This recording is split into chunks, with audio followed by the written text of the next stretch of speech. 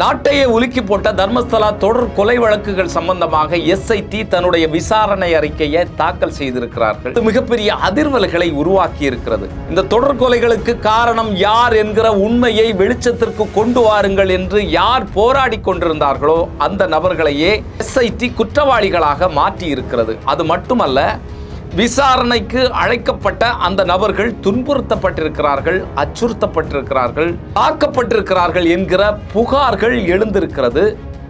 இந்த நிலையில் தர்மஸ்தலா பகுதியில் இன்னும் அவிழ்க்கப்படாத பல்வேறு முடிச்சுகள், உண்மைகள் ஒவ்வொன்றாக வெளிவந்து கொண்டே இருக்கிறது.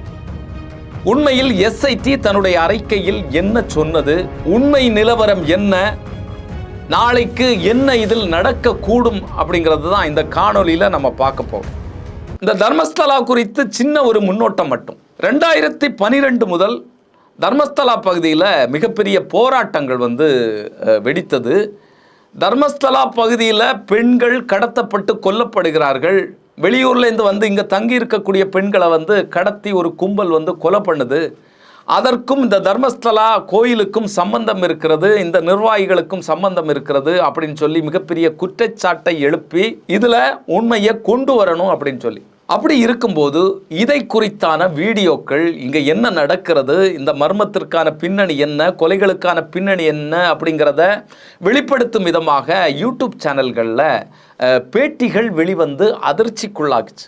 அதற்கு பிறகு தொடர்ந்து பார்த்தீங்கன்னு சொன்னால், கடந்த ஜூலை 3ஆம் தேதி பெல்தங்காடி நீதிமன்றத்தில் சின்னையா அப்படிங்கிற ஒருத்தர் அப்ரூவராக மாறி சாட்சியம் சொன்னார். அவர் என்ன சொன்னார், 1995லேருந்து 2014 வரைக்கும் நான் இந்த தர்மஸ்தலாவில் துப்புரவு பணியாளராக வேலை செய்கிறேன்.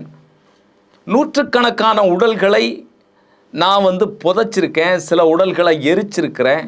இங்கே தர்மஸ்தலாவில் இருக்கக்கூடிய இந்த நிர்வாகிகள், உன்னதமான இடங்களில் இருக்கிறவங்க சொன்னதனுடைய அடிப்படையில், வற்புறுத்தலின் பேரில் நான் இதை செஞ்சேன், எனக்கு மனசாட்சி குத்துது, தூக்கம் இல்லை, அதனால் நான் இந்த உண்மைகளை சொல்கிறதுக்காக வந்திருக்கேன், எனக்கு உயிருக்கு எந்த பாதிப்பு வந்தாலும் அதனால் எனக்கு பிரச்சனை இல்லை அப்படிங்கிறத வெளிப்படுத்தினார். அப்போ கிட்டத்தட்ட 20 வருடங்கள் கர்நாடகத்தில் இருக்கக்கூடிய மகளிர் ஆணையம் உடனடியாக வெளிவந்து இதில் விசாரணையை உடனடியாக நடத்தணும் அப்படின்னு சொல்லி கர்நாடக அரசிற்கு ஒரு அழுத்தத்தை கொடுத்தது. அதன் பேரில் Karnataka government special investigation team ஒன்று அமைச்சு அந்த விசாரணைகள் நடந்து போயிட்டு இருந்தது. அதில் பல்வேறு நாடகங்கள் நடந்ததை நம்ம பார்த்தோம். அதில் கிட்டத்தட்ட 13 இடங்களுக்கு மேலே அவர்கள் பல இடங்களையும், தர்மஸ்தலாவை சுற்றி இருக்கக்கூடிய பல இடங்கள், ரிசர்வ் ஃபாரஸ்ட் இடம், இதில் தோண்டி எலும்புக்கூடுகளை எடுத்தாங்க. ஒரு கட்டத்தில் சின்னையா சொன்னதெல்லாம் போய், சிலருடைய வற்புறுத்தலின் பேரில் தான் நான் இதை பண்ணேன் அப்படின்னு சொல்லி மொழி கொடுத்துருக்கிறாருன்னு சொல்லி அவரை கைது பண்ணி அவரை விசாரணை வளையத்துக்குள்ளால் வச்சாங்க. தொடர்ந்து இதில் நீதி வேணும் என்று போராடிட்டு இருந்த பலரையும் கைது பண்ணாங்க, விசாரித்தாங்க. அதெல்லாம் நம்ம பார்த்துட்டு இருந்தோம். இப்போ இதில் தான் உண்மை வெளிவருமா, இல்லைனா இதில் இருக்கக்கூடிய அதிகார வர்க்கங்களுக்கு சாதகமாக இது மாறுமா அப்படின்னு சொல்லி நம்ம பார்த்துட்டு இருந்தோம். ஒரு ஐயம் எழுந்திருந்தது. இந்த நிலையில் தான் இப்போ 4.5 மாதங்களுக்கு பிறகு எஸ்ஐடி தன்னுடைய விசாரணை அறிக்கையை வழங்கியிருக்கிறது. அதில் மிகப்பெரிய அதிர்ச்சி என்னென்னா, ஏற்கனவே சொன்னது போல யாரெல்லாம் இதற்காக போராடினார்களோ அவர்களையெல்லாம் குற்றம் சாட்டி இந்த அறிக்கை வெளியிட்டிருக்கிறாங்க. அதில் என்ன சொல்கிறாங்க, இவர்கள் மீது அவங்க சொல்லியிருக்கக்கூடிய புகார் பாலியல் வன்முறை, கொலைக்கு பிறகு சட்டவிரோதமாக உடல்களை புதைத்தல், அது மாதிரி இங்கே இருக்கக்கூடிய தர்மஸ்தலா கோயிலுக்கு எதிராக ஒரு சூழ்ச்சியை இவர்கள் பண்ணியிருக்கிறாங்க. அதற்கு சாதகமாக சில ஆவணங்களை இவங்க தயார் பண்ணியிருக்கிறாங்க. அதனுடைய அடிப்படையில் இவர்கள் மேலே வழக்கு தொடரணும் அப்படின்னு சொல்லி எஸ்ஐடி சொல்லியிருக்கு. எஸ்ஐடி இன்னொரு விஷயம் இதில் சொல்லியிருக்கு. என்ன விஷயம் சொல்லியிருக்குன்னு சொன்னால், தர்மஸ்தலா ரிசர்வ் காட்டுப்பகுதியில் மர்மமான முறையில் கொல்லப்பட்ட நபர்களை அடக்கம் பண்ணியிருக்கிறாங்க, பெண்களை அடக்கம் பண்ணியிருக்கிறாங்க அப்படிங்கிறத இந்த எஸ்ஐடி சொல்லுது. இதில் பல்வேறு கேள்விகள் நமக்கு எழுந்திருக்கிறது, சந்தேகம் எழுந்திருக்கிறது. இப்போ இது சம்பந்தமாக பல உண்மைகள் இப்போது வெளிவந்திருக்கிறது. என்னன்னா, எஸ்ஐடி இது சம்பந்தமாக பல நபர்களையும் பிடித்து விசாரித்தார்கள். குறிப்பாக அங்கே நெடுங்காலமாக 2012 நீதிக்காக போராடிட்டு இருக்கக்கூடிய ஜஸ்டிஸ் ஃபார் சௌஜன்யா அந்த அமைப்பில் இருக்கக்கூடிய பல நபர்களையும் விசாரித்தாங்க. அதில் ஒரு நபர் தான் ஜெயந்த். இந்த ஜெயந்தை விசாரிக்கும் போது யார் அபூர்வராக மாறி சாட்சி சொன்னாரோ அந்த சின்னையா மூலமாக இந்த ஜெயந்த் தாக்கப்பட்டிருக்கிறார். கடுமையாக தாக்கியிருக்கிறாங்க. ஏன் நீ இதை பேசுகிற, இந்த விஷயத்தை ஏன் பேசுகிற, நீ உனக்கு அமைதியாக இருக்கக்கூடாதா அப்படிங்கிற முறையில் தாக்கியிருக்கிறாங்க, அச்சுறுத்தி இருக்கிறாங்க. அது மட்டுமல்ல, ஜெயந்த் அவருடைய மகன் 2 பேரையும் விசாரிச்சிருக்கிறாங்க. மகளை பொறுத்த அளவில் 7-8 மணி வரைக்கும் உள்ளால வச்சு விசாரிச்சிருக்கிறாங்க. கடுமையான அச்சுறுத்தல்களை ஏற்படுத்தியிருக்கிறாங்க. மனைவியை பிடிச்சு விசாரிச்சிருக்கிறாங்க. மிகப்பெரிய கொடுமைகள் நடந்திருக்கிறது அப்படிங்கிறத ஜெயந்த் அவர்கள் சொல்கிறார். இதில் நமக்கு பல்வேறு விஷயங்கள் நம்ம மனக்கண் முன்னால் போகுது. எப்படி வீரப்பன் தேடுதல் வேட்டையில் அப்பாவி மக்கள் சித்திரவதை செய்யப்பட்டார்களோ, கற்பழிக்கப்பட்டார்களோ, அந்த காட்சிகள் எல்லாம் நம்ம கண் முன்னால் வந்து போகுது. அப்போது சில அரசியல் அழுத்தங்கள் காரணமாக என்ன செய்யணுமோ அந்த விஷயத்தை தான் இவங்க பண்ணியிருக்காங்க அப்படிங்கிறது தான் நம்ம இதில் புரிந்து கொள்ள வேண்டிய விஷயமாக இருக்குது. இதில் இன்னும் ஒரு முக்கியமான விஷயம், 2012 சௌஜன்யா கடத்தப்பட்ட போது அந்த காட்சியை, அந்த கடத்தி கொண்டு போனதை நான் பார்த்தேன் அப்படின்னு சொல்லி மாண்டியாவை சார்ந்த ஒரு ஆசிரியை அவர்கள் பல சேனல்களுக்கும் பேட்டி கொடுத்தாங்க.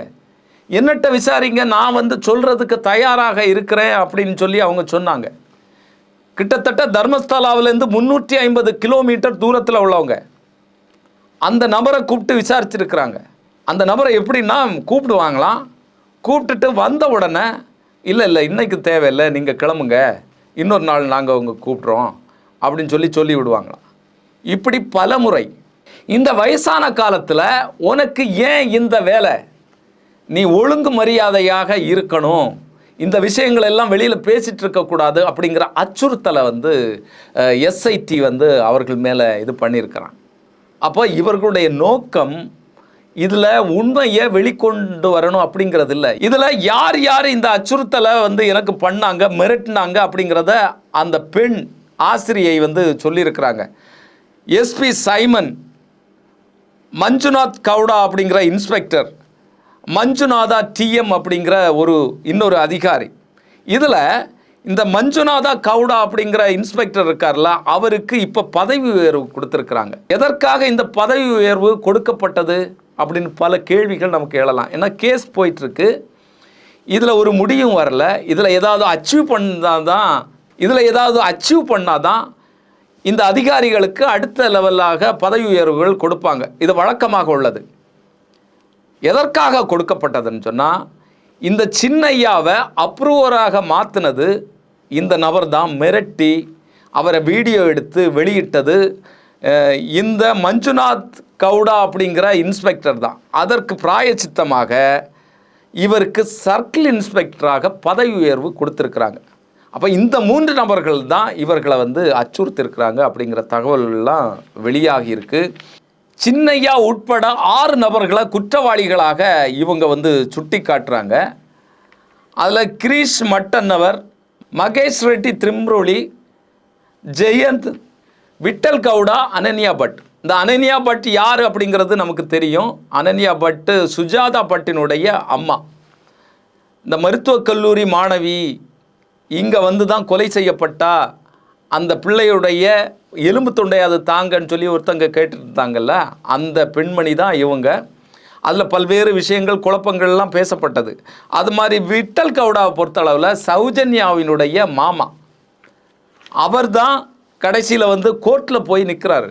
அவர் என்ன சொல்கிறாரு, பலரையும் கொன்று புதைக்கப்பட்ட இடங்கள் எனக்கு தெரியும், தயவு செய்து என்ன பயன்படுத்துங்க, நான் காட்டக்கூடிய இடங்களை தோண்டி பாருங்க அப்படின்னு சொல்லி கோர்ட்டில் போய் நிற்கிறார். கோர்ட்டு சொல்லுது எஸ்ஐடி கிட்ட, அவர் சொல்கிற மாதிரி இடங்களில் நீங்கள் போய் தோண்டுங்க, அப்படி கிடைக்காத பட்சத்தில் அவர் மீது வழக்கு தொடுக்கலாம் அப்படின்னு சொல்லி சொல்கிறாங்க. இன்னும் பல்வேறு நபர்கள் சொல்லியிருக்கிறாங்க எஸ்ஐடியில். ஆனால் அது விசாரித்து முறையாக கையாளப்படலை அப்படிங்கிறது தான் உண்மை. இப்போ விட்டல் கவுடா சொன்ன பிறகு தான் அவர் சொல்லி தோண்டப்பட்ட இடத்துல 9 எலும்புக்கூடுகள் கிடைக்குது. அது மட்டுமல்ல, 4 வயது குழந்தையினுடைய ஒரு எலும்புக்கூடு கிடைக்குது. அப்போ இந்த 4 வயது குழந்தையினுடைய எலும்புக்கூடு கிடைத்த பிறகு பில்லி சூனியத்திற்காக இது பயன்படுத்தப்பட்டதா அப்படிங்கிற கேள்விகள் எழும்புது. இன்னும் பல்வேறு விஷயங்கள் இருக்குது. இன்னொரு விஷயம் சொல்கிறேன். பொதுவாக ஒருவர் மரணித்துட்டா அதில் உண்மைகளை வெளிக்கொண்டு வர்றதுக்காக உடல்கூறு ஆய்வு செய்கிறது அரசு மருத்துவமனைகளில். ஆனால் இங்கே ஒரு மருத்துவர் பல்வேறு டிபேட்டுகளில் உட்கார்ந்துட்டு பேசுகிறாரு. அவருடைய பேர் மகாபல் ஷெட்டி. அவர் வேலை பார்க்குறது கேஎஸ் கெக்டே ஹாஸ்பிட்டல்னு சொல்லி மங்களாபுரத்தில் இருக்கக்கூடிய ஒரு மருத்துவமனையில். இந்த தர்மஸ்தலா கோயிலுக்கும் 60 கிலோமீட்டருக்கு அந்த பக்கம் இருக்கக்கூடிய இந்த மருத்துவமனை.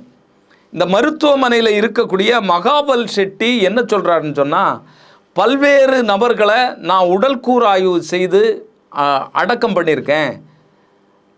கூட்டமாக உடல்கூறு ஆய்வு செய்யக்கூடிய வசதி அரசு மருத்துவமனைகளில் இல்லை. அதனால் நான் அந்த ரிசர்வ் ஃபாரஸ்ட்டுக்கே போய் அந்த குழி தோண்டப்பட்டிருக்கக்கூடிய இடத்துல வச்சே நான் உடல்கூறு ஆய்வு பண்ணியிருக்கேன் அப்படின்னு சொல்லி சர்ச்சைக்குரிய விஷயங்களை மீடியாக்களில் உட்கார்ந்து பேசிகிட்டு இருக்கிறார். இவர் மட்டும்தானா, இல்லைனா இந்த கொலைகளுக்கு பின்னால் இந்த மருத்துவமனையும் இருக்கிறதா அப்படிங்கிற கேள்வி நமக்கு எழுந்திருக்கு. 2 நாளைக்கு முன்னால் இந்த அறிக்கை வெளியிட்ட பிறகு இந்த மருத்துவரை அந்த மருத்துவமனையிலேருந்து விடுவித்திருக்கிறாங்க வேலையிலேருந்து. இது மிகப்பெரிய கேள்விகளை நமக்கு எழுப்பியிருக்கு. சின்னையா அப்ரூவராக மாறிட்டாரு அப்படின்னு சொன்ன பிறகு கர்நாடகத்தினுடைய மகளிர் ஆணையம் மறுபடியும்